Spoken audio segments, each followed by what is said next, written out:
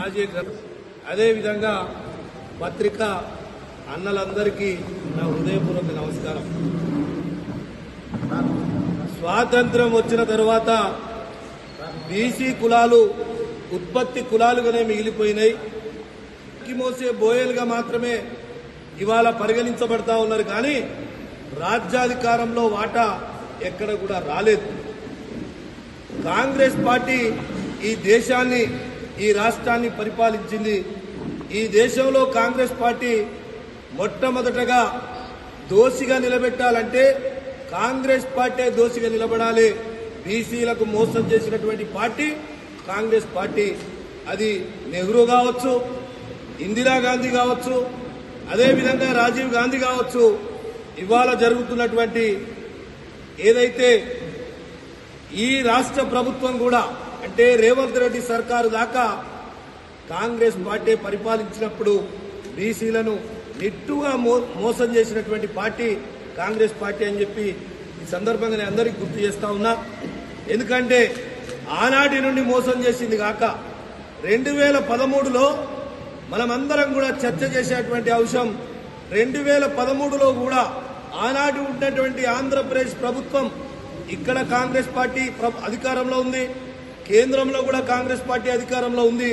కానీ 2013లో అఫిడవిట్ ఇచ్చి, అంటే 50% రిజర్వేషన్ కోర్టుకు అనుగుణంగా మేము ఒప్పుకుంటున్నామని అఫిడవిట్ ఇచ్చిందే కాంగ్రెస్ పార్టీ ప్రభుత్వం అని చెప్పి మీ అందరికీ నేను తెలియజేస్తా ఉన్నా. ఎందుకంటే ఆనాటి ప్రభుత్వం కేంద్రంలో ఉంది, ఇక్కడ ఉంది. ఆనాడు మరి కేంద్రంలో కాంగ్రెస్ పార్టీ ఉన్నా ఆనాడు స్వప్నారెడ్డితోని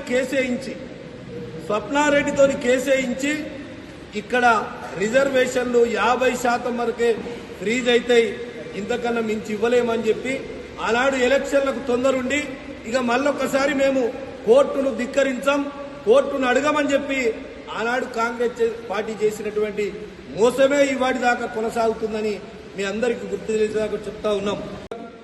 పద్మశాలులకు, అదేవిధంగా బీడీ కార్మికులకు సంపదను పంచినటువంటి అంశాన్ని చూస్తే ఇవాళ మనందరికి కూడా అవపడుతున్నటువంటి విషయం. అదేవిధంగా జనాభా ప్రాతిపదికన నాడు ఎవరెవరికైతే దాదాపు 2011 నుండి 14 వరకు 20 లక్షల ఇండ్లు పెరిగితే, 20 లక్షల కుటుంబాల ఇండ్లు పెరిగితే ఈ 2014 నుంచి సుమారు ఏం పెంచకుండా ఇంకా తక్కువైనాయి అని చూపెట్టడంలో అర్థం ఏంటని చెప్పి ఈ సందర్భంగా మేము అడుగుతా ఉన్నాం. బీఆర్ఎస్ పార్టీ 42% బీసీలకు చట్టబద్ధతగా రిజర్వేషన్ ఇచ్చేదాకా ఊరుకునే ప్రసక్తి లేదు. ఎందుకంటే మీరిచ్చినటువంటి మాటే మేము అడుగుతా ఉన్నాం.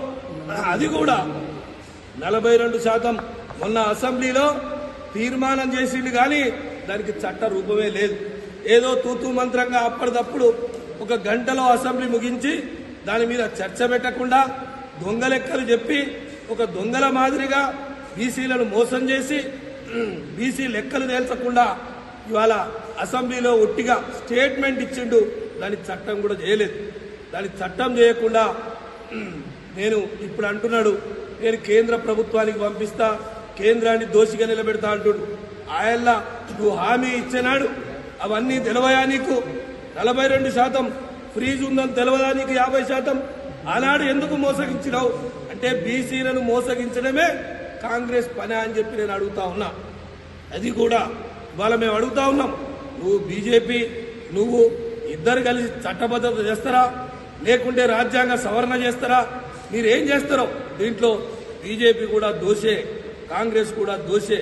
మీ ఇద్దరు అధికారంలో ఉన్నారు, ఇవాళ మీ అధికార పక్షం ఉన్నారు. కాబట్టి మీ ఇద్దరు కలిసి ఖచ్చితంగా 42% చట్టబద్ధత బీసీలకు కల్పించిన తర్వాతనే ఎన్నికలకు పోవాలి. కానీ మీరు ఎన్నికలకు పోతే బీసీలతోని గుణపాఠం తప్పదని బీఆర్ఎస్ పార్టీ హెచ్చరిస్తా ఉంది. అది కూడా ఇవాళ ఈ రాష్ట్ర ప్రభుత్వం రేవంత్ రెడ్డి 42% ఎన్నికలలో రిజర్వేషన్ చట్టబద్ధంగా ఇస్తా అని చెప్పి ఇవాళ మోసం చేసినటువంటి వైనం చూస్తే నిజంగా సిగ్గనిపిస్తా ఉంది. ఎందుకంటే కామారెడ్డి డిక్లరేషన్ బీసీలను మోసం చేయడానికి, బీసీలతోని ఓట్లేయించుకోవడానికి ఆనాడు నేను 42% ఇస్తా, బీసీలకు అని చెప్పి గంపగుత్తగా బీసీలందరూ మోసపోయి ఓట్లు వేయించుకున్నటువంటి వైనం ఇవాళ మనం పరిశీలిస్తే అవపడతా ఉంది. అందుకే నేను చెప్తా ఉన్నాను, ఇవాళ కులగణన అని చెప్పి పెట్టి బీసీలను 20% జనాభా తక్కువ చూపెట్టిండు. మరి నిజంగా దాన్ని ఏమనాలని చెప్పి నేను అడుగుతా ఉన్నా. ఎందుకంటే బీసీలు ఈ 10 సంవత్సరాలలో 2011లో ఉన్నటువంటి గణాంకాలు ఉన్నాయి, నేను లెక్కలతో చెప్తా. కానీ ఇవాళ 2024కి వచ్చేసరికి బీసీల సంఖ్య తగ్గింది అని చెప్పి చెప్పడానికి, అంటే బీసీల సంఖ్య ఏ విధంగా తగ్గుతుంది అంటే బీసీలు చనిపోయినరా లేకుంటే బీసీలు పుట్టనే లేదా, ఏ విధంగా తగ్గిపోతుందని చెప్పి నేను ప్రశ్నిస్తా ఉన్నాం. ఏ విధంగా మరి ఇవాళ హైడ్రా పేరు చెప్పి బీసీల ఇండ్లను, బలహీన వర్గాల ఉన్నటువంటి ఇండ్లను ఏ విధంగా కూలుస్తున్నాడో అదే విధంగా మరి బుల్డోజర్ పెట్టి ఏ విధంగా కూలుస్తా ఉన్నాడో ఇవాళ బీసీ జనాభాను కూడా బుల్డోజర్లతో కూల్చే విధంగా రేవంత్ రెడ్డి చేసినటువంటి కుట్ర అని చెప్పి ఈ సందర్భంగా నేను గుర్తు చేస్తా ఉన్నా.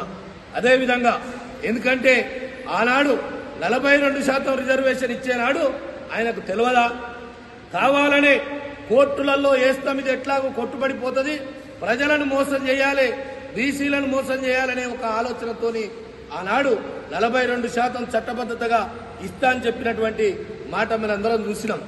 కానీ కులగణన అని చెప్పి సర్వే చేపడితే కేసీఆర్ గారు చేపట్టినాడు అమెరికాలో ఉన్నటువంటి వ్యక్తులు వచ్చిండ్రు, దుబాయ్లో ఉన్నటువంటి వ్యక్తులు వచ్చిండ్రు, అన్ని గ్రామాలలో ఇరుగు పొరుగు రాష్ట్రాల్లో ఉన్నటువంటి వ్యక్తులందరూ వచ్చి ఇక్కడ కులగణనలో పాల్గొన్నారు.